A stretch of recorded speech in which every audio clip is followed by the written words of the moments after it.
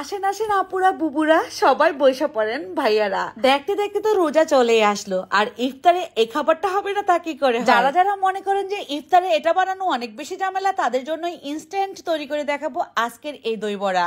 আমি কথা দিলাম সারাদিন রোজা রাখার পর আপনি একটা যখন ইফতার শেষে খাবেন, ক্লান্তি দূর করে প্রশান্তি এনে দিবে এই মনে। সেজন্যই ভাবলাম সাথে থাকবে দুইটা চাটনির আইটেম আর থাকবে দই বড়া।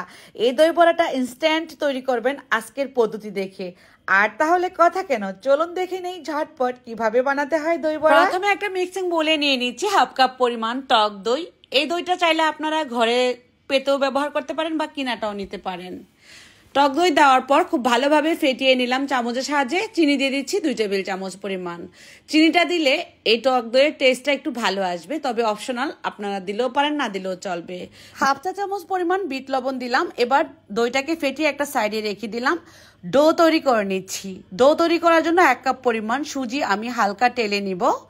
এমনভাবে টালবো যাতে করে কালারটা সুন্দর থাকে, সুজির সুন্দর একটা ফ্লেভার বের হবে। ঠিক এই পর্যায়ে যে কাপটা দিয়ে আমি সুজি দিয়েছি সেই কাপ দিয়ে 1 কাপ পরিমাণ পানি দিয়ে সামান্য একটু লবণ দিয়ে ডো তৈরি করে নিচ্ছি। এই ডোটা খুবই সফট একটা ডো তৈরি হবে। খেয়াল করলেই বুঝতে পারবেন। অনেকে আমরা মাসকলাইয়ের ডাল দিয়ে এই দই বড়া তৈরি করি। কোনো রকম মাসকলাইয়ের ডাল ডুল কিচ্ছুই লাগবে না, আপনি সুজি দিয়েই সবচেয়ে বেশি মজার উপায়ে এই দই বড়াটা তৈরি করে নিতে পারবেন। এখন সুজিটাকে খুব ভালোভাবে একটু মথে নিয়ে এখান থেকে গোল গোল করে এভাবে রাউন্ড শেপ করে বলের মতো তৈরি করে নেব। একটু চ্যাপটা করে দিতে হবে। সবগুলো একইভাবে আমি বানিয়ে নিলাম। এবার চলে যাব কিচেনে। পর্যাপ্ত পরিমাণে তেল গরম বসিয়ে দিয়েছিলাম। তেলে এবার ভেজে নেব। এমনভাবে ভাজবো আপনারা খেয়াল করলেই বুঝতে পারবেন বুদবুদ ফেনা উঠতে শুরু করেছে। যখন ফেনাটা কমে আসবে তখন বুঝে নিতে হবে যে ভেতর থেকে সুন্দরভাবে এই বলগুলা ভাজা হয়ে গিয়েছে। একটু হালকা ব্রাউন কালার আসতে না আসতেই আমি নামিয়ে নিচ্ছি। এর ভেতরে একটা ফোঁটা তেলও ঢুকবে না। তারপর একটা ছাঁকনি চামচে নিয়ে হালকা ঠান্ডা হলেই কিন্তু আমি এটাকে নর্মাল ঠান্ডা পানির মধ্যে দিয়ে দিচ্ছি। এই তো দিয়ে দেওয়ার পর দেখবেন যে সবগুলো বড়া ভেসে উঠেছে। তার মানে এই বড়াগুলো পারফেক্টভাবে ভাজা হয়েছে, বুঝে নিতে হবে। এখন হালকা চেপে চেপে আমি উঠিয়ে নিচ্ছি পানি থেকে। এই পানির মধ্যে অবশিষ্ট তেলটা চলে গেল। এখন যে দইটাকে ফেটিয়ে রেখেছিলাম রেডি করে, সেটার মধ্যে দিয়ে দিচ্ছি এই বড়াগুলো।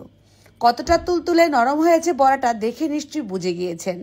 এবার দইয়ের মধ্যে গড়াগড়ি করে আমি একটা প্লেটে সাজিয়ে নিব। কিছুক্ষণ পর আমি সাজাচ্ছি, তার আগে চাটনিটা তৈরি করে নিই। হাফ কাপ পরিমাণ চিনি দিয়ে দিচ্ছি একটা কড়াইয়ের মধ্যে। চুলার হিট আছে মিডিয়াম আছে। চিনির কালারটা কিন্তু ক্যারামেল কালার করে নিব, এতে করে চাটনির কালারটা সুন্দর হবে। এবার তেঁতুলের পানি দিয়ে দিচ্ছি, মানে কাঠটাকে দিয়ে দিচ্ছি। তেঁতুলটাকে পানিতে গুলিয়ে বিচিগুলোকে ছাড়িয়ে এই কাঠটা দিয়ে দিলাম। 1 চা চামচ পরিমাণ লাল মরিচের গুঁড়া দিলাম, আর ভাজা মশলা দিলাম 1 চা চামচ পরিমাণ। সামান্য একটু লবণও দিয়ে দিচ্ছি, এতে করে টেস্টটা আরো বেড়ে যাবে। মিষ্টি যেহেতু আছে, টকও আছে, একটু লবণ দিতে হবে। আমাদের তেঁতুলের চাটনিটা রেডি হয়ে গেল। এবার আমি ধনিয়া পাতা ব্লেন্ডার জারে নিয়ে নিচ্ছি। 2 টুকরা আদা ফালি দিচ্ছি, আর 2টা কাঁচামরিচ, সামান্য লবণ আর সামান্য পানিতে ব্লেন্ডার করে নিয়ে আসলাম ধনিয়া পাতার চাটনি। এভাবে 2টি চাটনি বানাতেই হবে আমরা যদি দই বড়া তৈরি করি। এখন দই বড়াগুলোকে সাজিয়ে নিচ্ছি একটা প্লেটে। সাজানোর পর চাটনি দিয়ে সাজিয়ে দিলেই কিন্তু আমাদের সুন্দর একটা দই বড়ার ডিশ তৈরি হয়ে যাবে। এটা খেতে যে কত মজার আমরা যারা খেয়েছি তারা জানি। চাইলে কিন্তু চানাচুর দিয়ে উপর থেকে সাজিয়ে নিতে পারেন। কেমন লাগলো কমেন্টে লিখে জানিয়ে দিবেন। ভালো লাগলে আমার পেজের পাশেই থাকবেন। তুলতুলে নরম এই দই বড়াটা এবার বানিয়ে খাবেন। আল্লাহ হাফিজ।